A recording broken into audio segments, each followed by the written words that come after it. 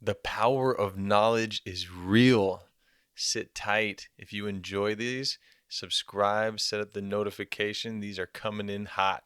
Enjoy this series with the virologist. You're going to learn something very informative today, for sure. What's up, Mike? How you doing, Sterling? So I'm a classically trained virologist, and after that, I worked on HIV, human cytomegalovirus, and I've worked on a bunch of phages and those type of virions. Um, I went to grad school at Caltech for molecular biophysics, and now I'm working for I wouldn't call it a startup, but it's a small company, and we're making a detector currently for the SARS-CoV-2 virus. It's a near real-time detector.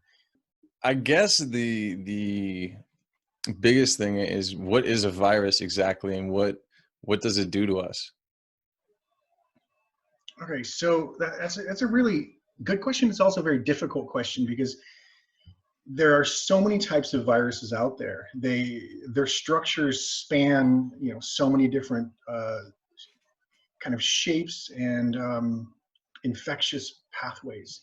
And it's probably not the right way to put it, but um, so when you really get down to it, because some of them have an envelope, some of them don't have an envelope, most of them have some form of outer shell. They have binding receptors on the outside, and then they have a nucleic acid on the inside. So if you were going to ask what is a virus is generally a container, and that container contains a nucleic acid, either RNA or DNA, and it is able to infect a host cell and take over all of the host machinery, or at least what it needs, not all of it, take over the host machinery in the cell and replicate itself.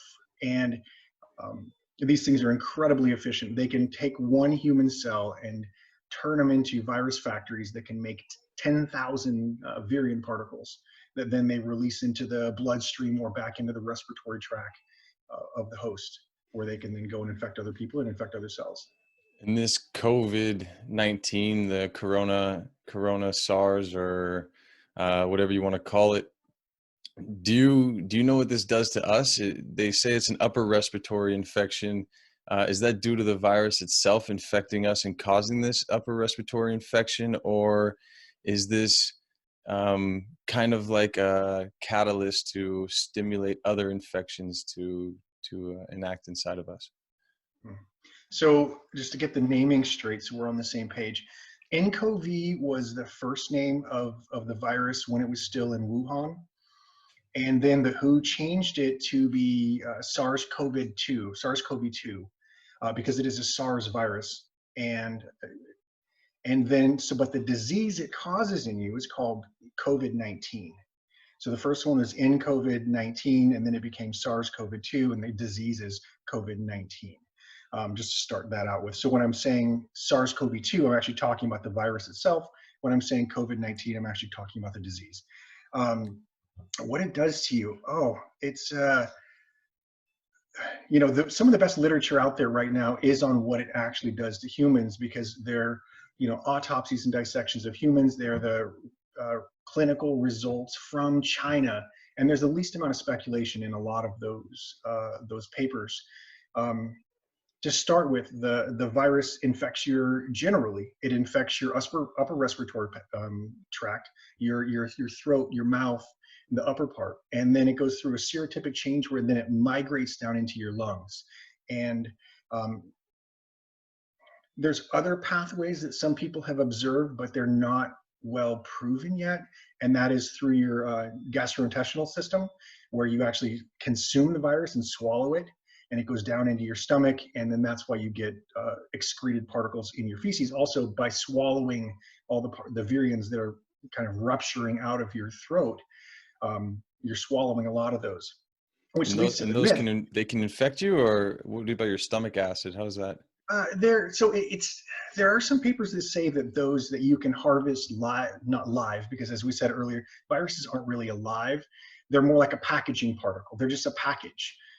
So it's tough to say if viruses are alive. So what I'll be talking about whenever I say it is um, viruses have the ability to infect, right? So if you have feces that's able to infect, right? That means there's active, infectious virus particles there.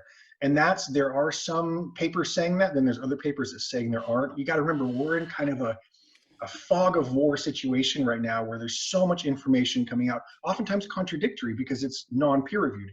It's amazing when this is an unprecedented time in science, but at the same time, it comes with got to take everything with a grain of salt. Right. So it infects you somehow. This virus gets inside of you.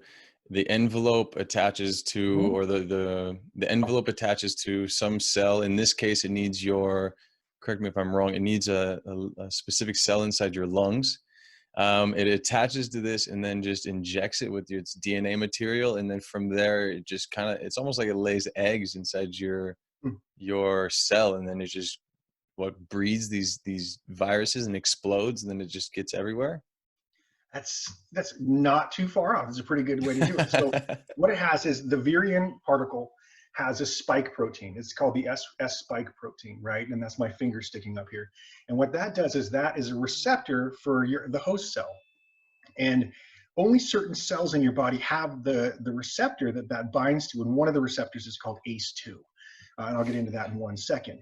But so you have your host cell and then your tiny little virus. I mean, the virus is, host cell is giant and a virus is a tiny little particle. It's like 100 nanometers across versus a host cell is about 15 microns across. So it's a big difference, 150 times bigger in terms of length, but in terms of volume, it's infinite. Not really, but you know what I mean. So what happens is that S1 protein binds to your cell in your mouth. You pick it up by your hand, you touch your face, you swallow it down into your throat. It floats around in the air, comes into your lungs, gets stuck in your mouth, and it binds to your epithelial cells inside of your mouth.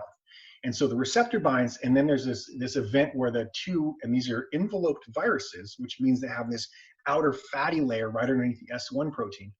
That envelope and your envelope fuse together. And when it does that, it releases the positive strand RNA from the virus into your cell. Your body then just takes that and starts producing the proteins on that positive strand. And what then happens is that the virus encodes for certain proteins, like RNA-dependent RNA polymerase, right? That's one of the big subjects right now in this virus. And so that polymerase then is able to take its own first DNA strand and then pump out a whole bunch more DNA strands. So, and then each one, I'm sorry, RNA, I said that wrong. It takes its own positive strand RNA and pumps out more RNA, a whole bunch of Right. copies of that RNA. And then, so once it starts pumping out the RNA, it starts making more protein, turns your whole cell into this excretory pathway where it sends it to the Golgi apparatus, and then it kind of buds out of the cells. And it just pumps these virions right out the surface of the virus of your own cells, which then they wash down to other tissue or other areas in your throat and deep in your lungs, which is the second phase of kind of the infection. That's when it gets bad, is when it migrates into deep lung tissue.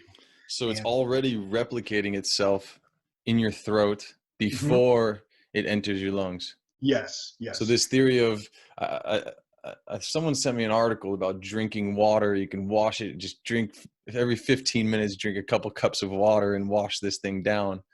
It may delay, it actually may delay your serious um, symptoms. Oh, Because really? let's say you can prevent 80 or 90% of the virus load from making it down into your deep lung. I'm not saying this is a solution, and don't drink hot water, don't drink bleach, don't drink methanol by all means. We laugh, but what is it, 2 days ago, like March 27th or something, 400 Iranians died from drinking methanol because they were told that it Oh my washes it gosh. out of your. It's a serious thing. People are buying so many different things right now, but there may be something to that where you can simply slow the virus progression enough for your immune system to kind of catch up, because your immune system takes 4 to 7 days to start making, for your B cells to turn into plasma cells and start making antibodies to start fighting this. Right. Now, I know for sure you were informed and I know for sure you enjoyed it. So just go subscribe already. What are you doing? There's going to be these from all over the world. You're crazy.